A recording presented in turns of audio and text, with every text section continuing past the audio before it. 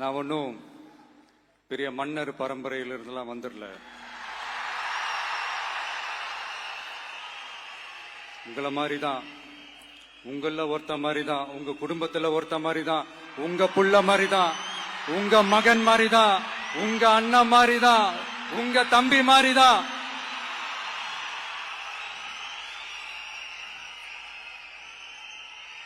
அப்படிதான் நான் உணர்றேன். நீங்களும் என்ன அப்படி நினைச்சதுனாலதான் சினிமாவில் எனக்கு ஒரு மிகப்பெரிய ஒரு இடத்த ஒண்ணு கொடுத்தீங்க. அதையெல்லாம் விட்டுட்டு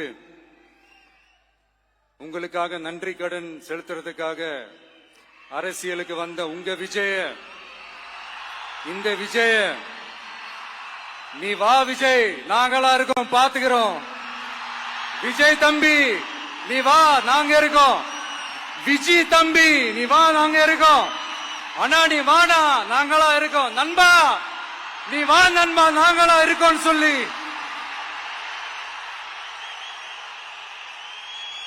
அவ்வளவு அன்பா, அவ்வளவு உறவா என்ன ஏத்துக்கிட்டீங்க. இந்த நேரத்தில் இதை நான் சொல்லணும்.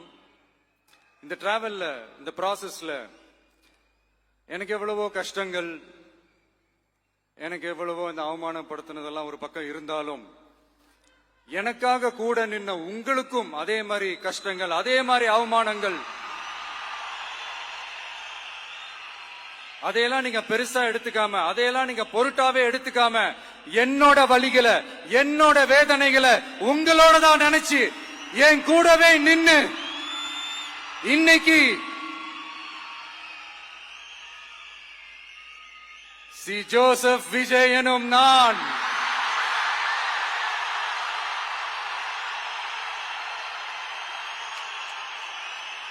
அத உண்மையாக்கி இருக்கிறீங்க. உண்மையிலே எனக்கு என்ன சொல்றதுன்னு எனக்கு தெரியல. என்னுடைய உறவுகளே, என்னுடைய சொந்தங்களே, நான் ஒன்னும் தேவ தூதன்லாம் கிடையாது. நானும் ஒரு இயல்பான ஒரு வாழ்க்கை வாழ்ற ஒரு சாதாரணமான மனுஷன்தான். நான் முன்னாடியே சொன்ன மாதிரி அது செய்வேன் இது செய்வேன்னு பொய்யான வாக்குறுதிகள்லாம் கொடுத்து உங்களை நான் ஏமாத்த மாட்டேன். எது சாத்தியமோ அது மட்டும்தான் நான் செய்வேன். இம்மிடியட்டா உங்க மனசுல ஒரு கேள்வி ஒண்ணு வரலாம், அப்ப சாத்தியம் இல்லாததை செய்ய மாட்டாங்களா, செய்ய முடியாதா அப்படின்ற ஒரு கேள்வி ஒண்ணு வரலாம். இத்தனை கோடி மக்கள் என் கூட இருக்கும் போது எது வந்தாலும் பாத்துக்கலாம், என்ன வந்தாலும் பாத்துக்கலாம் அப்படின்ற அந்த கான்பிடன்ஸ் என் மனசுல இருக்கு. இன்னொரு விஷயமும் நான் இங்க சொல்லணும். இன்னைக்கு நம்ம தமிழ்நாடு கவர்மெண்ட் இருக்கிற அந்த நிலைமையை பத்தி நான் உங்ககிட்ட நான் சொல்லணும். கிட்டத்தட்ட 10 லட்சம் கோடிக்கு மேல கடன் வாங்கி வச்சுட்டு போயிருக்கிற இன்னைக்கு அந்த தமிழ்நாடு அரசு இருக்கிறப்போ, கஜானாவை சுத்தமா தொடச்சி வலிச்சு வச்சுட்டு போயிருக்கிறப்போ, தூக்க முடியாத சுமையை ஏத்தி வச்சுட்டு போயிருக்கிறப்போ,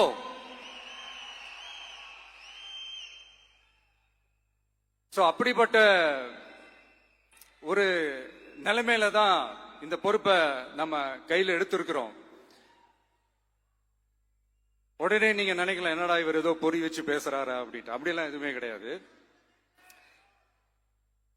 உள்ள போய் பார்த்தா தான் தெரியும் எது எந்த நிலைமையில இருக்குன்னு, என்ன இருக்கு என்ன இல்ல, எது எந்த நிலைமையில இருக்கு எது எந்த நிலைமையில இல்ல. சோ அதையெல்லாம் பார்த்துட்டு உங்களுக்கு ஒரு வெள்ளை அறிக்கையா அதை வெளியிடணும்னு நான் நினைக்கிறேன். ஒரு டிரான்ஸ்பரண்டான ஒரு கவர்மெண்டா, அதாவது இன்னைக்கு நம்ம தமிழ்நாடு கவர்மெண்ட் இந்த நிலைமையில தான் இருக்கு அப்படின்றத உங்ககிட்ட சொல்லிட்டு I just want to take it forward from there. அதைத்தான் நான் முதல்ல செய்யணும்னு நினைக்கிறேன். தமிழ்நாடு பொறுத்த வரைக்கும் இப்ப யாரையாவது போய் ஏதாவது சந்திக்கணும் அப்படின்னா இந்த மூஞ்ச மூடிக்கிட்டு போய் சந்திக்கிறதோ, என்ன இந்த மறைமுகமா உங்களுக்கு தெரியாம போய் சந்திக்கிறதோ அப்படியெல்லாம் நான் செய்ய மாட்டேன். எதுவா இருந்தாலும் வெளிப்படையாக ஒளிவு மறைவு இல்லாம தான் நான் செய்வேன். இவ்வளவு பெரிய ஒரு பொறுப்பை என் கையில கொடுத்திருக்கிறீங்க. அதே நேரத்தில் எனக்கு கொஞ்சம் அவகாசமும் நீங்க கொடுக்கணும்னு நான் ரிக்வெஸ்ட் பண்ணி கேட்டுக்கிறேன். நான் சொன்னதையெல்லாம் படிப்படியா நிறைவேற்ற நான் ட்ரை பண்ணுவேன், நிறைவேற்றுவேன். அதே நேரத்தில் எனக்கு கொஞ்சம் அவகாசம் கொடுத்தீங்கன்னா எனக்கு கொஞ்சம் உதவியாகவும் ஒத்துழைப்பாகவும் இருக்கும். இது உங்களுடைய ஆட்சி. பெண்கள் பாதுகாப்பை ரொம்ப ஸ்ட்ரிக்டா வச்சிருப்பேன். போதைப் பொருள் கலாச்சாரம் அதை கண்ட்ரோல் பண்றதுக்கு என்னென்ன ஸ்டெப்ஸ் எடுக்கணும், என்னென்ன முயற்சிகள் எடுக்கணும், இன்னிலிருந்தே அதை நான் எடுப்பேன். நம்ம பசங்களை அதுல இருந்து காப்பாற்ற வேண்டியது நம்ம அரசனுடைய பொறுப்பு.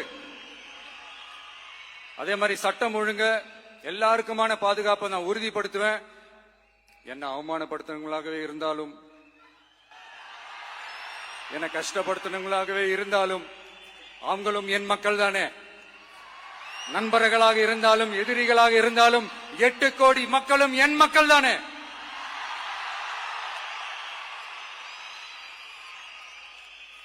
அது மாதிரி இந்த அடிப்படை விஷயங்கள், கல்வி, ரேஷன், மருத்துவம், குடிநீர், சாலை வசதி, பஸ் வசதி, இந்த மாதிரி விஷயங்கள்ல தான் என்னுடைய முதல் கவனம் செலுத்தணும்னு எனக்கு தோணுது. நான் முன்னாடியே சொன்ன மாதிரி மக்கள் பணத்துல இருந்து ஒரு பைசா கூட நான் தொட மாட்டேன். எனக்கு அது அவசியமும் இல்ல. அது உங்களுக்கு நல்லாவே தெரியும். இந்த விஜய் தப்பு பண்ண மாட்டான், தப்பு பண்ணவும் விட மாட்டான். அது யாராக இருந்தாலும் சரி, என்னோட கவர்மெண்ட்ல என் கூடவே இருக்கிறவங்களாகவும் சரி, விட மாட்டான். சப்போஸ் யாருக்காவது அப்படி ஒரு எண்ணம் மனசுல இருந்துச்சுன்னா, நம்ம ஜெயிச்சிட்டோம், ஒரு ஆட்டம் ஆடி பார்க்கலாம் அப்படின்ற எண்ணம் யாருக்காவது இருந்துச்சுன்னா இப்பவே இந்த நிமிஷமே அதை எரேஸ் பண்ணிருங்க.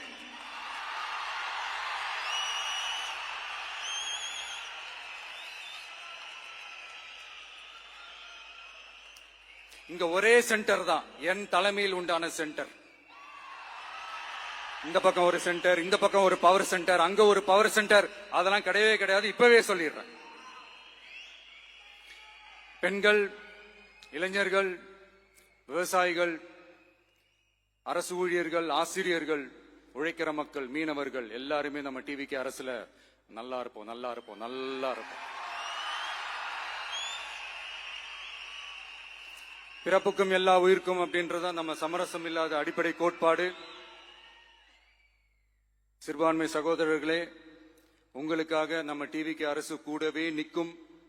உங்களுக்கு அதுல எந்த விதமான சந்தேகமும் வேணாம். இந்து, முஸ்லிம், கிறிஸ்தவர்களுக்கான முகம்தான் இந்த விஜயனுடைய முகம். அதுல 100% நீங்க இந்த விஜயை நம்பலாம். இப்படி ஒரு சூழலை ஏற்படுத்தி கொடுத்த தமிழ்நாட்டு மக்கள், ஒட்டுமொத்த மக்கள், உங்கள் அனைவருக்கும் இந்த நேரத்தில் என்னுடைய நன்றியை தெரிவிச்சு, இன்னொருத்தவங்களுக்கு முக்கியமா நான் நன்றி சொல்லணும். அது இந்த விஜய் மாமாவோட குட்டி நண்பா நன்றி.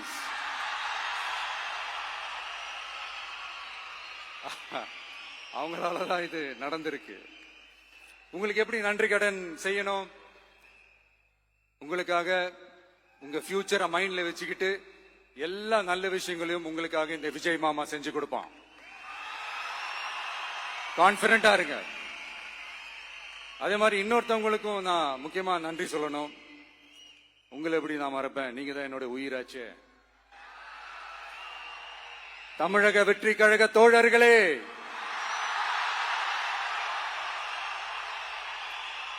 உண்மையில சொல்லனா நீங்க இல்லனா எதுவுமே இல்ல.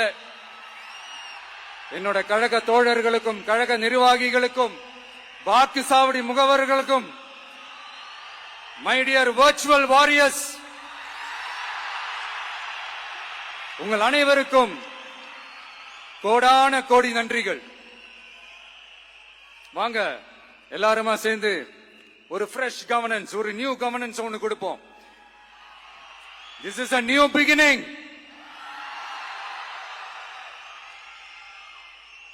A new era of a real, secular, social justice starts now.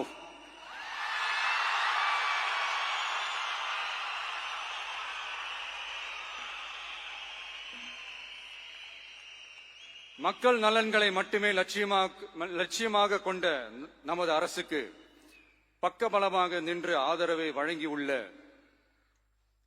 Congress பேரியக்கத்தின் தலைவர் மதிப்புக்குரிய திரு மல்லிகார்ஜுன் கார்கே அவர்களே, பாராளுமன்ற எதிர்க்கட்சி தலைவர் மதிப்புக்குரிய மை பிரதர் திரு ராகுல் காந்தி அவர்கள், காங்கிரஸ் கட்சியின் பொதுச் செயலாளர் மதிப்புக்குரிய திரு கே சி வேணுகோபால் அவர்கள், தமிழ்நாடு காங்கிரஸ் தலைவர் மதிப்புக்குரிய திரு செல்வ பெருந்தகை அவர்கள், என்னுடைய நண்பர் பிரவீன் சக்கரவர்த்தி அவர்கள், சிபிஐஎம் கட்சியின் தேசிய பொதுச் செயலாளர் மதிப்புக்குரிய தோழர் திரு MA பேபி அவர்கள், மாநில செயலாளர் மதிப்புக்குரிய தோழர் திரு P சண்முகம் அவர்கள், அரசியல் தலைமை குழு உறுப்பினர் மதிப்புக்குரிய தோழர் திரு K பாலகிருஷ்ணன் அவர்கள், பாராளுமன்ற உறுப்பினர் மதிப்புக்குரிய தோழர் திரு சு வெங்கடேசன் அவர்கள், நமது அரசுக்கு ஆதரவு வழங்கியுள்ள விடுதலை சிறுத்தைகள் தலைவர் மதிப்பிற்குரிய அண்ணன் திரு திருமாவளவன் MP அவர்கள், நாடாளுமன்ற உறுப்பினர் மதிப்புக்குரிய திரு ரவிக்குமார் அவர்கள், சட்டமன்ற குழு தலைவர் மதிப்பிற்குரிய திரு வன்னி அரசு அவர்கள், சிபிஐ கட்சியின் தேசிய பொதுச் செயலாளர் மதிப்புக்குரிய தோழர் திரு டி ராஜா அவர்கள், மாநில செயலாளர் மதிப்புக்குரிய தோழர் திரு M வீரபாண்டியன் அவர்கள், முன்னாள் தமிழ்நாடு மாநில செயலாளர் மதிப்புக்குரிய தோழர் திரு ரா முத்தரசன் அவர்கள், இந்திய யூனியன் முஸ்லிம் லீக் கட்சியின் தலைவர் மதிப்புக்குரிய டாக்டர் திரு காதர் மொய்தீன் அவர்கள், நாடாளுமன்ற உறுப்பினர் மதிப்புக்குரிய திரு நவாஸ் கனி அவர்கள், உங்க எல்லாரையும் வருக வருக என்று வரவேற்கிறேன். முக்கியமா இந்த மாதிரி நேரத்துல எனக்காக நீங்க குரல் கொடுத்ததுக்கும் எனக்காக நீங்க சப்போர்ட் பண்ணி கூடவே நின்னதுக்கும் உங்க எல்லாருக்கும் இந்த நேரத்துல என்னுடைய நன்றியை தெரிவிச்சுக்கிறேன். கான்பிடண்டா இருங்க, நல்லதே நடக்கும், வெற்றி நிச்சயம். மீண்டும் சந்திக்கும் வரை இல்ல மீண்டும் மீண்டும் சந்திப்போம். நன்றி, வணக்கம்.